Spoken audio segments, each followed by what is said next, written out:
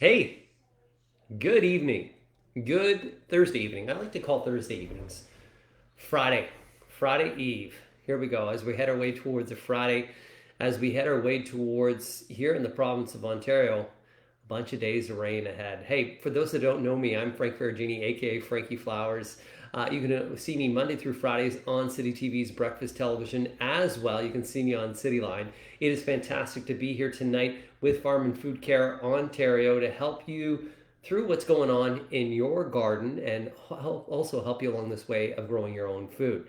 As well, I'd like to give a shout out for Crop Life Canada, have me on here this evening. We're here for the next half hour to talk to you a little bit about some of the issues maybe you have in your garden when you're growing your own food, and perhaps some of the things that you need to help work your way through. A little bit of an update for myself. Already this season, I've harvested some tomatoes. They're not that big, but I've harvested some tomatoes. Zucchini is coming on so strong. I have several zucchini that's kicking in. They're just nice little small size right now. Perfect where you can slice them just and grill them.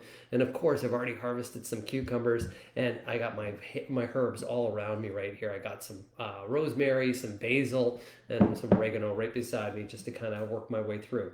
I mentioned about the rain. We're going to see a lot of rain over the next little bit. As a matter of fact, starting tomorrow, we're going to see rain continuing, and that rain will continue to push its way through over the next several days. With that in mind, we could see an increase in disease and also some insects and things like that that are happening as well. So we got to be mindful of that. We've had some really warm periods of time as well, and with the warm periods of time, that's when bugs just get out of control. My garden, about 14 days ago, wasn't that big. I'm looking at it right now through the window. It has gone poof. It's exploded and it's growing, and now things are starting to fill in. I've already seen some of my lettuce that's already bolted as well. And the reason why lettuce, of course, bolts is that it's a cool temperature plant. And what I mean by bolting, if you're like, what the heck is he talking about with bolting? Bolting is when you basically have at the center of the lettuce that appears to grow something very tall, and it almost appears to be like a stalk of a flower or a stem of a flower, and that's exactly it.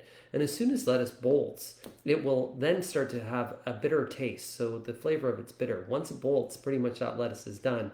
And that always happens when we get into some warmer periods. It often happens with romaine, leaf lettuce, sometimes your Boston as well. And it's always a good idea to leave some extra seeds so that you can seed some more lettuce a little bit longer on. Laura Henderson just says, wow, right now. Are you wowing because I'm already harvesting some things? If you're wondering why I'm a little bit faster, what I choose to grow in are troughs. So actually what I grow my food in, my food growing vegetables, is in garden troughs. And actually, I don't even know. You know, I'll do a quick little spin just to show you out the window. And I don't know if you guys are going to be able to see out the window that well, but you can just see right at the window right there. Oh, my finger was in the way. Are some of my troughs. And those troughs, yeah, they're banging out. And by growing in troughs, they actually grow a little bit faster. And the reason why they grow faster is the soil temperature is that much warmer. And with warmer soil temperature, they just start to kick their way in just that much quicker overall. Now, I wanted to talk a little bit about bugs. So when it comes to bugs, this is something that you always got to remind yourself. I always encourage people to take the time to go in their garden and to inspect their garden. It's really important, especially when you're doing your own food, because you can see what things are ready. Like I was surprised today with the cucumbers that I had. I actually didn't even know that the cucumbers were forming so quickly. But as I take the time to go walk through and inspect the garden, I also have that time to take a look and see that if I have any problems in my garden space as well. And if I have any problems in my garden space, I can then identify what's going on. So by taking a look at this time of the year, I could maybe see some ants on plants. And if I see ants on plants, often what that is an indication is of aphids. Because what happens is ants will go in behind the aphid. As an aphid eats away at your plants, it's then what it's going to do is leave a little bit of a secretion in behind it. That secretion in behind it is a honeydew. And that honeydew is exactly what the ants eat. So if you see ants on some of your plants, you could have aphids, and aphids are really like sap suckers. They're just going to take away a lot of energy from your plant. So if you see them immediately, what you can do is you can either wash them off with a high pressure wash, or you can do a pick and squish if you want to do that, or you try to figure out what the insect is, and if it is aphids, you use an insecticidal soap, an insecticide. So that's what insecticides are. If you're wondering what insecticides are, is they're for the control of insects, where a fungicide is for the control of disease, and we'll talk about that in a little bit. But there are several different insecticides that are safe to use on food growing crops that you can apply. Insecticidal soaps, probably the most popular. And there's a whole wide variety and selection of ones that you can go and choose. So that's one thing we can do for aphids. So take the time to look at your crops. Next thing that you want to do is either to wash them off, pick and squish, and then also treat. Debbie Bouchard is saying hello today too. Hi, Debbie, as well. If you have any questions, pop on the comments. That's where you can ask me questions. And of course, even if you have any comments themselves, and I can specifically help you with your garden. So once again, we got to inspect. Then if we see them, we wash. Then what we can do is pick and squish. And then what also we can do is use it as some sort of control method that's out there. There are some insects, though, that are going to be a little bit more difficult to challenge. And if you think about June beetles or June bugs, well, those guys there can cause a lot of problems. And they're hard-shelled insects. Many beetles are hard-shelled insects. And with hard-shelled insects, those are a little bit more difficult. Little tip for you is that beetles on cooler mornings, like the last couple mornings we had that were cool, if you had beetles on some of your plants, what you'll notice is that in the morning hours, they're dormant. They're actually sleeping. The cooler temperatures make them dumb. So what you can do is you can just put a tarp or a bed sheet underneath them and just shake that plant, or even just a little bit of newspaper underneath. Shake that plant and you'll find all the beetles will just fall into that newspaper. Collect it, tie it up in a bag, get rid of them, and then you could even put a little bit of insecticidal soap and boom, they're taken care of and controlled. But a lot of the times with the June beetle and the Japanese beetle is they come from the larvae stage, which is a grub. So sometimes what we have to do is with our food growing gardens, we also have to look at other areas where insects are coming from. And if they're coming from the lawn as a grub, then we need to treat those grubs. And there are controls that are out there that are basically natural controls, things like nematodes. And there's even a bacteria that you can use, it's Bacillus thuringiensis, that you can use to control some of the grubs. Bacillus thuringiensis is the same thing that you can use to control some caterpillars if you had those on some of your crops. Let's say, for instance, that you have cabbage moth or you have those little green caterpillars on your cabbage. That's where you can use Bacillus thuringiensis, but that's also where a floating row cover really comes as a great benefit. Floating row covers are what you can put over your crops that prevents things like moths from flying down and laying eggs and causing some problems.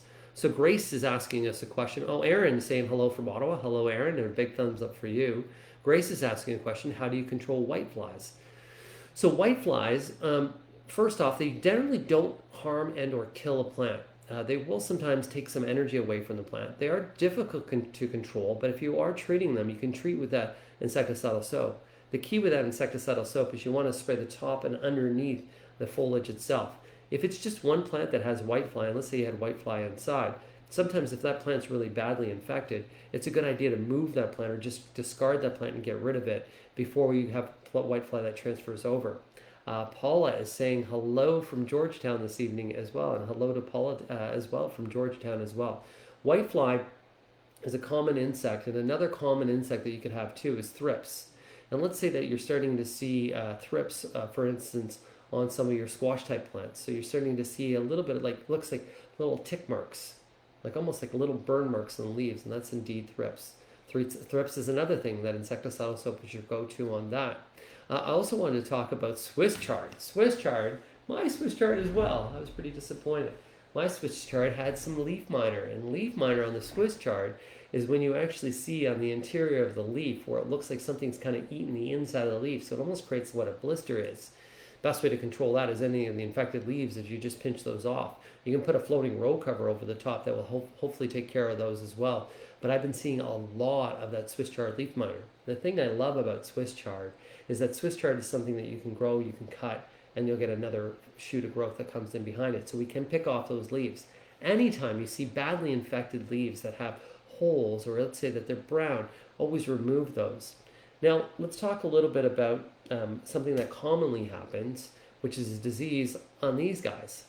Tomatoes. I love tomatoes. Like, I'm telling you, there's nothing more than summer than a tomato. A slice of tomato on a sandwich, toasted tomato sandwiches. Or let's just say that you do a slice of tomato, you put a little bit of salt on it, a little bit of balsamic, and then one little leaf of basil on the top. Even if you don't have the buffalo mozzarella, that caprese salad, oh, beautiful.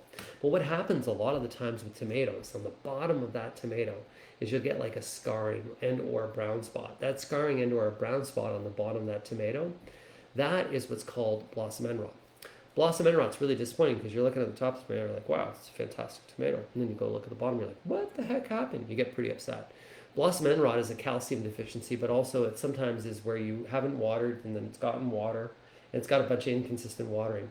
But if we can improve the calcium to that tomato, we can minimize the amount of blossom end rot that we have. So there are many products that you can purchase that you can use that are calcium enriched fertilizers. Another way to enrich your soil with some calcium is even crushing up eggshells and putting that into the soil will help increase the calcium in that soil. But there are, as I mentioned, fertilizers that will help you. And a reminder, plants need food too. So if you don't have good soil that's full of good organic matter, and that's rich, and remember, soil is supposed to be alive, and if your soil is not alive, then what we have to do is we have to enrich that soil. So we can do different things by adding into that soil. We can use proper fertilizers that are slow release, that are not going to impact the environment whatsoever. The other thing, if we're using a potting soil, that potting soil is indeed a soils mix, so that's where fertilizer comes into play too. But maintaining healthy plants is key. So that's a little bit about blossom end rot. I wanted to talk to you as well. One of the most important things when it comes to plants, like this zucchini, that zucchini is made up of 90% water. Yeah, so if it's made up of water, one of the keys is water. And I always say water equals life. So proper watering is so important. So first thing is, if a plant is dry, you gotta water it. Okay, but if you want to get into a watering schedule, the perfect watering schedule, if you have the time, is to water in the morning before the sun's at a high elevation in the sky. So usually before 10 a.m., 10, 11 a.m. That's the time to water. The reason why we want to do watering in the morning, and we want to do more soaking, so it's what's called deep watering. We want to do a deep watering in the morning, is by doing that, by soaking, we're putting water deeper into the soil, so the roots are going to stay nice and deep in the soil. If we just sprinkle across, we just go like this, then the roots are all going to come up to the surface, try to find the water and dry out faster. Not good. The other reason why we want to water in the morning is that it's going to absorb nicely. It's not going to evaporate right away. But it will evaporate through the afternoon and dry up those foliage, because then we won't have a dark, wet garden at night. A dark, wet, warm garden at night increases disease, increases insects, increases problems for you. So especially with slugs, if you have a slug problem, watering at night is one of the worst things that you can do. By watering at night, you're actually increasing a perfect environment for slugs to breed. And slugs, get this, slugs are hermaphrodites. So what that means is that they have male and female parts on them. They don't need two. They just got everything together. So they can breed on their own. And because they can breed on their own, they breed a lot. So by minimizing the environment or habitat, then we can get rid of a lot of slug populations. There are slug baits available that you can use and purchase that are safe to use around those plants and even around children and pets. But if we want to cut down that workload, trying to prevent, remember a lot of the times what we want to do is prevent rather than react. Okay, let's do some shout outs now. Helen saying hello from Sunridge, Ontario. Grace is saying thank you, Frankie. Can you use diatomaceous earth on vegetables? This is from Melanie. So diatomaceous earth, if we tell you exactly what it is basically shells that have been broken down. And those shells are broken down to a fine particle, and they can be used around the base of a plant so that crawling insects won't go and crawl on the plant because it'll cut them up. They can be used as, sometimes you'll even see them as an aerosol, as a spray, and a lot of pest control companies use diatomaceous earth because when it's sprayed in, can actually infect and cause a lot of problems for the insects. And yes, indeed, you can use diatomaceous earth. Some people will even take mussel shells, like after they've done their mussels, they'll let those shells dry out, their clams, and they'll pulverize them up and put it around the base of the plants. But that's a good question, Melanie Williams. Thank you very much. This is for Ron. How to control striped cucumber beetles. I have found a few of them in my potato plants. Hi from Richmond Hill. Hey, Ron. So yeah, the cucumber beetle is a little bit more difficult to control. An insecticidal soap won't really have that much of an impact because indeed it is a beetle. That floating row cover is a way to prevent them, but you already have them. So picking and squishing is really quite the best way to kind of control at this one time, at this moment. And with doing that, you can control, once again, that cooler morning will be a way that you can shake them off. There are some pheromone traps that are available, so you can get some beetle traps. And specifically, you would need one for cucumber beetles that will attract them to keep them and contain them and trap them. However, when you're using a pheromone trap, you want to place that trap a little bit further away from the infected plants because it will attract a lot of beetles from the same area that trap overall. But the cucumber, this is the time. Like now is the time. As a prevention, what we got to do is be inspecting our gardens. So before we have big problems, we prevent. I always tell the story, and I collect just over here on the shelves of Frankie Flowers. As you'll see that I collect. Oh, actually, I'll show you a real old one. This book here is from the 1800s. So these are some of my old garden books that I collect. But when you're taking a look at the pages of old garden books, one of the best stories I ever tell is when it looks like pioneers. And if you think about how pioneers controlled a lot of things, well, pioneers, after they had their baths, they didn't have running water. And because they didn't have running water, what they would do is take that soapy water, that dirty soapy water after they bathed, and then they would just take it and they would scoop it and bring it over to their vegetable garden and then pour it over their vegetable garden. That's the way they were using the water, number one, and by pouring it over, number two, what they were doing is using an insecticidal soap to kind of control. So being more preventive than reactive. But those are some great questions. So back to some of the other things too. So we talked a little bit about blossom end rot. We talked about basic bug control. Told you a little bit about the rain, watering as well. So watering, when we're watering our plants, the key is what we want to do is try to keep as much water on the root as possible and off the foliage. By doing that, we're going to cut down on something quite common that you'll find with a lot of squash type plants. When we talk about squash type plants, that's cucumbers, that's zucchinis, that's pumpkins, that is butternut squash, acorn squash, all those types. They often get powdery mildew. Powdery mildew can be something that's really, really upsetting. So if we can keep the water on the root system, good airflow around the garden, we can reduce the amount of powdery mildew. But when we have diseases like a powdery mildew, sometimes we can turn to our little bit of what I call sometimes the plant pharmacy, and we can use a fungicide. And that fungicide can help kind of clean that up. And a lot of the fungicides as well will have some sulfur in them, and so some of the compounds that are used there are totally safe. But those are the times when we need to take care and to kind of control. When it comes to your garden as well, there is another concern that we have, and that is critters. Yeah, rabbits, bunnies, chipmunks, squirrels, even raccoons.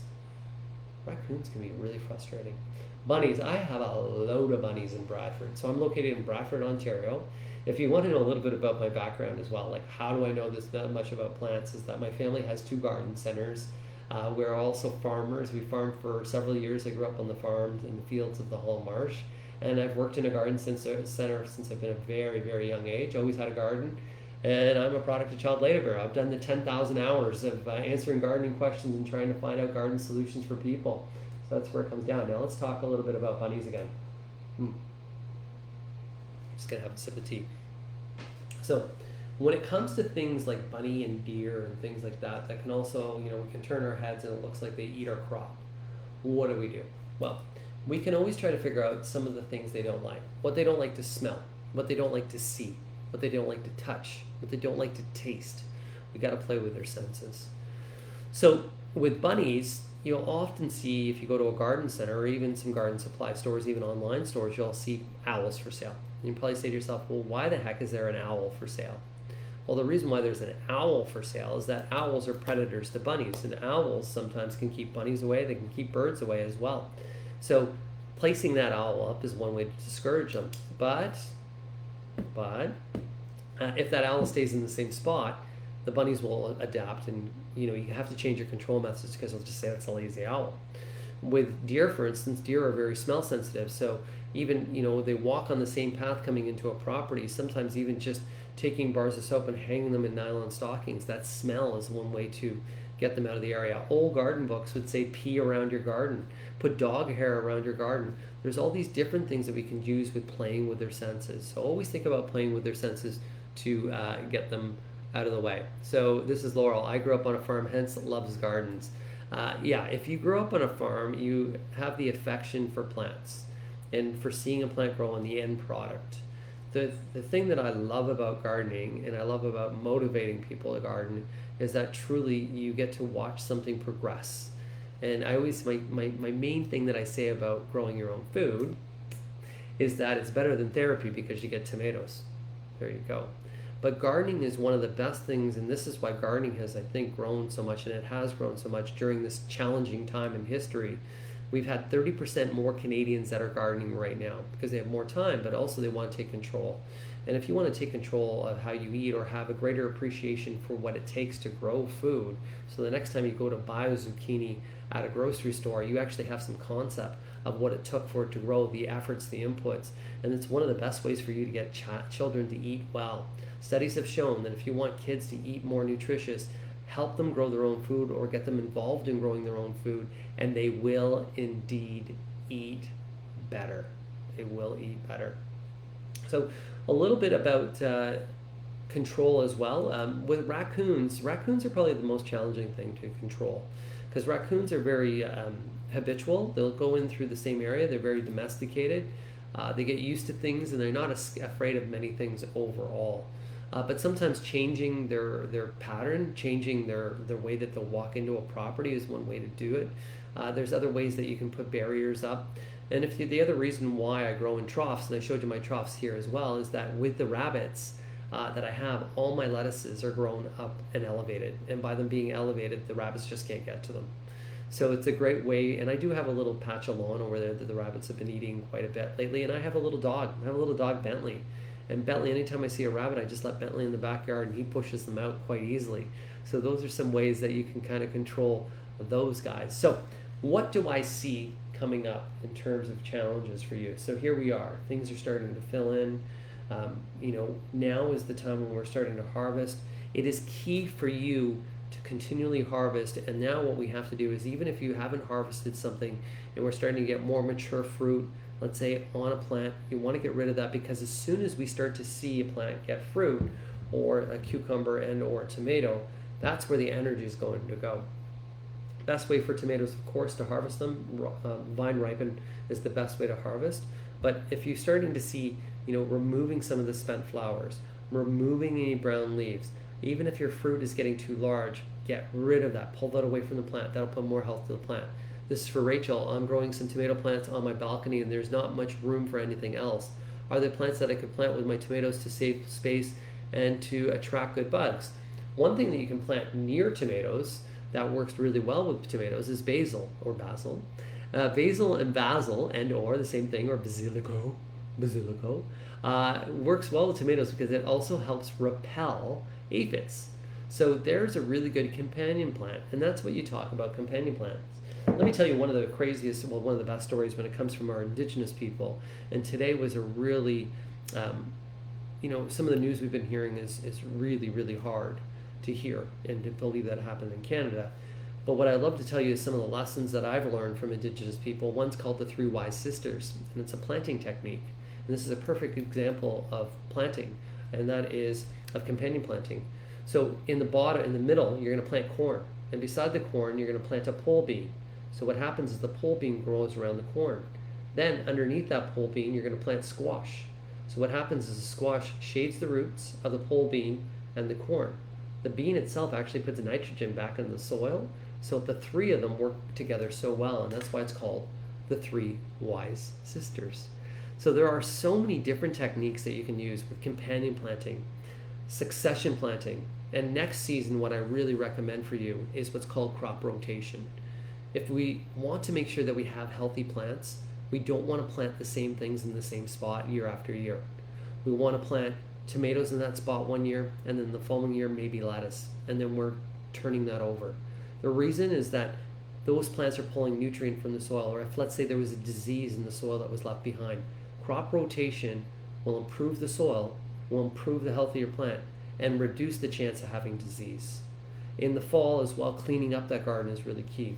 Thinking about sowing a little bit of green manure. If you have a larger garden space, just putting a little bit of what some would call winter wheat and or I call green manure is where you can sow some seed over the top. That'll reduce the amount of erosion that you have, wind erosion that you can have during the winter.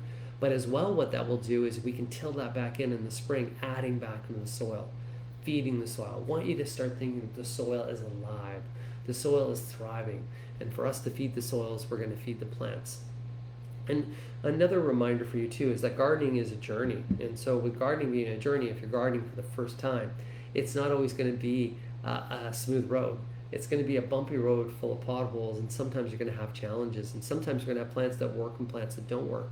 So I very much encourage you that during the growing season to continue to take pictures of your garden and reminding yourself of some successes and even pictures of failures that you've had as well. That's a great diary that you can reflect back on, and by reflecting back on that diary, we can make sure that we don't have those same issues for years to come. On the topic of crop rotation, this is from Tamara. Do you recommend mixing the soil from container gardens at the end of the season? So at the end of the season, your container soil that you have, if you want to put it into your gardens, it's completely fine. It'll just lighten up the soil in your garden itself. I do recommend replacing some of that container soil. So generally I replace at least the top third of the container of soil, so it's a little bit of fresh new soil. In my troughs, I use a mixture of container soil, and at the same time I actually put some manure in there too, just to make it a little heavier. So it depends on how much volume that you have. Sometimes you may want to play with the soil mix a bit. If you're finding your pots are drying out, let's say that this season you're finding that you have large pots and they're drying out quite a bit, you may want to make that mix a little heavier by putting in a little bit of manure or triple mix or just a good quality soil, and with that you can really benefit yourself out. But if you have a diseased plant, if you do have a diseased plant and it's in a container, getting rid of the soil is one way to reduce the amount of disease. And then a great way just to kind of minimize disease, and let's say that you're emptying your containers, just a quick little wipe with bleach is a great way to sterilize those pots that are out there too. Do you need to pre-soak snow peas before planting? This is from Irene. Great question, Irene. Any of those beans and peas, you'll notice that they're a really hard seed. So I recommend pre-soaking, putting them in water for at least 24 hours. That'll soften that harder shell, and that will actually speed up your germination. That'll actually speed up the cracking of seed. And so that will improve your germination and make things go a lot smoother. And it's nothing, like you figure, you got a little bit of water, you throw some seeds in that little bit of water, soaking them, booyah, you're off. And yes, for beans, peas, I really recommend soaking. There's 3 ways of seeds that you have to do. So with many seeds, you're either going to soak them, you're either going to stratify them. Stratifying is some seeds actually need to go through a period of dormancy, so stratification is where you're putting them into a freezer. Or you're going to do scarification. Scarification is where you basically need to nick the seed. The seed shell is so hard that you even need to take a nail file and you need to nick it to allow it to crack through. At my family greenhouse, we have a germination chamber. So we actually have a room that is a large room that is basically a sauna. It's dark. It has high humidity, a whole lot. When you open up the doors, the steam that comes out of there, it's like, but the reason for that is we're increasing humidity, we're increasing moisture so that we can improve our germination and speed up our germination and have better cracking of seed. That's what you're doing, you're cracking the seed. So sometimes I joke about what I call that place, but I won't say that here because maybe sometimes I get myself in trouble. So once again, guys, take the time to inspect your garden. Get out there, walk through your garden. Think about watering. Watering in the morning is super important for yourself. We have several days of rain ahead, so with that, that's going to give you some time to reflect inside. Keep an eye out for disease. Keep an eye on those tomatoes for blossom end rot. Think about a calcium-enriched fertilizer. Always have some insecticidal soap on hand just in case you have those things that are going to be approaching and coming at you. And of course, you can look up some great resources. This is a great page. If you're not a member of this page, think about getting on here, liking and following. It's Farm and Food Care Ontario. Great little group of people here that are growing some great food. Crop Life Canada, a great resource as well to help guide you through and to make sure that you're gardening safe. Remember that products that are available at your local garden centers are all been inspected for your safety. And so that's why there is not as big of an array for you to actually select, but those selections that you have been tested and they're safe to use. Of course, we always have to use caution. Even a plant itself, we got to use caution with plants themselves. If we think about rhubarb, the stalk of a rhubarb, you can eat it. The leaf of a rhubarb is poisonous. So we always need to be careful. But at the same token, the whole thing about gardening is to get out there, have some fun, grow some food, enjoy yourself, make some salads. You know, today I was doing a session on different cocktails that you can use with herbs. So I did a berry basil smash, which is basically some strawberries, some basil, some vodka, some lime with fresh local honey, boom, in a drink. That there is the taste and the fun of summer. For For those that ever want to reach out to me, I'm Frankie at frankieflowers.com. You can take a look at frankieflowers.com. Each and every Sunday on my Facebook page, which is at Ask Frankie Flowers, I am there answering your garden questions. Once again, Friday Eve, Thursday night. I just want to make sure that you guys all have a great, great time. Debbie saying thank you so much for some good advice. To Pat, thank you. Pat, oh, this is a really quick question. How often do you fertilize your flowers, and do you recommend 15-30-15? So an all-purpose fertilizer like a 15-30-15, water soluble, fantastic. Best time to fertilize after a rain or after they've been watered. You can fertilize once to twice a month, nothing more than that, and you'll be rewarded with some great plants that are out there. So to Pat, to Irene, to Tamara, to Debbie, to all those that reached out today, to all those that watched, have a blooming great day and have a great night, and keep grounded, keep growing. Yeah. Stay healthy, everybody. Love you all.